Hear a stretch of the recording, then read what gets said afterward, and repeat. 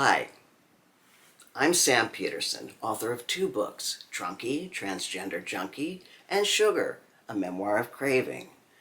I'm an old gay trans guy with bad teeth, and I love knives. And I'm not here to rate them or tell you about the newest, the fastest, the fanciest, the wowest. I'm here to queerly share my queer love of knives with you. All right, people. I'm pretty logy. I just ate like a pint of Ben & Jerry's and a bunch of potato chips. I don't eat like that ordinarily, but once in a while you just have to surrender to the monster. Yeah, mods. At first, I didn't understand why people modded their knives. It was a little scary to me, to be honest, especially when folks would take a really expensive knife, like an 80-20 or something, and change its color, change its blade. I thought, why on earth would you do that? You just made that 80-20 you paid all that money for into something not an 80-20. But then I started becoming increasingly fascinated by some knives that I'd seen done modded on Way of Knife, whom I've mentioned a few times.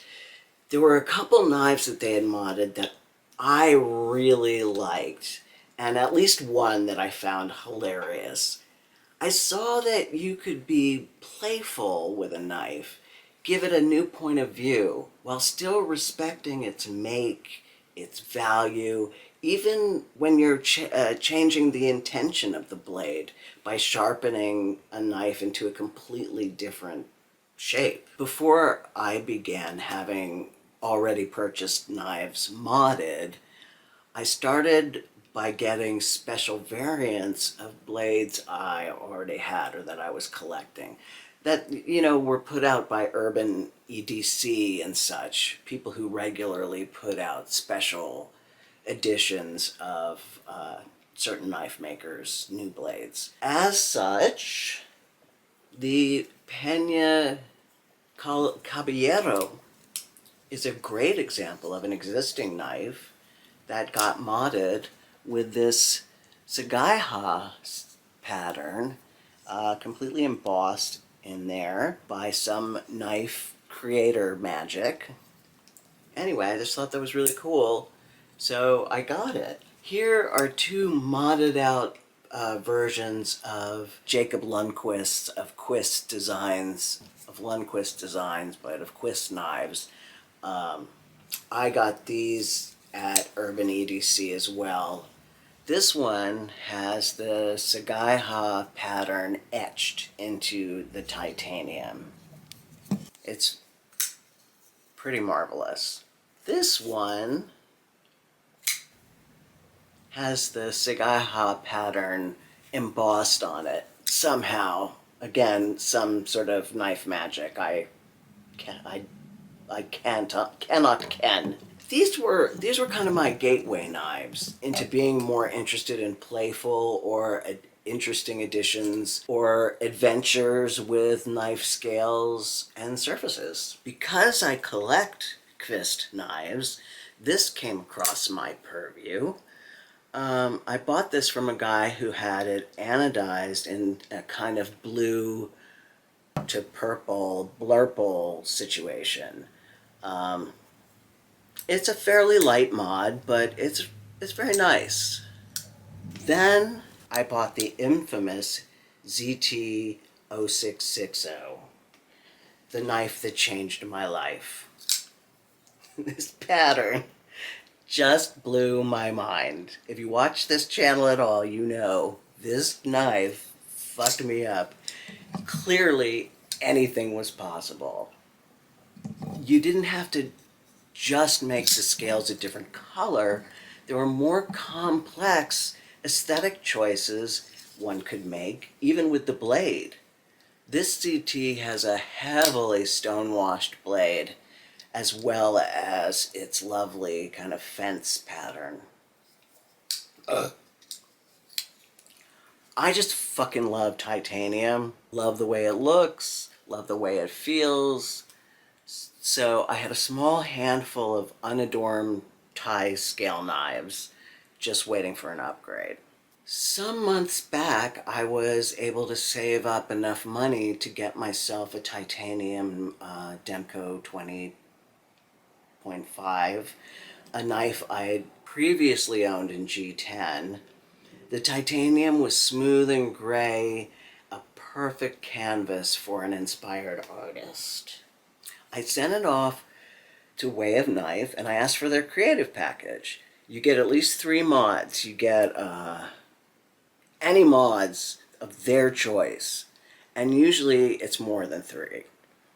My 80-20.5 came back with this beautiful McNasty finish, they call it, I think. I think this is their McNasty effect, and a severely stone-washed blade.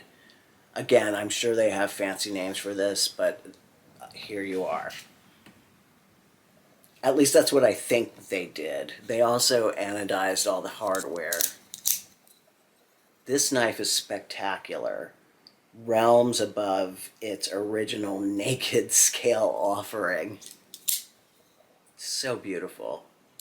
Then, because I liked it, and I didn't have an example of this critical to the Canon knife, the OntarioRat 2, I bought one with a stone-washed blade and a beautiful yellow Sagaha pattern. There's a theme here, isn't there? Subtly embossed on it. I love that this D2 beater has titanium scales and, bespoke artistry. It gives me such a kick. Since Kaiser's been having a lot of sales lately, or particularly around the holidays, I discovered that they had on sale the titanium version of the October with this kind of Y2K hotel wall embossing pattern, kind of matrixy cyber lines etched on it for really cheap. So I bought it. Once again, I sent the October off to Way of Knife using their Creative Freedom package. What came back to me was quite shocking at first. I hated it. It looked too simple. But then, as I began to scrutinize it, I realized it wasn't just a brown knife. It was bronze to match the existing hardware, which now looked really gorgeous. There was no bling or bang with this knife. It is very much a dystopian, possibly even steampunk-esque knife. The tacky line relief turned into a kind of cyberpunk vibe, which I just love. It makes this whole thing reminiscent of Blade Runner or The Matrix or something. All in all, I really love it. Finally, I've sent off a secondhand titanium penguin to them, again with their Creative Freedom package. I love the mystery of it, to see what they'll be inspired to do. I'm super excited to get it back home, and I will most certainly show it to you. But I haven't ventured into the realm of blade resharpening. This, they did, they modded the blade, but they didn't, change the sharpening at all. It's the same as it came with.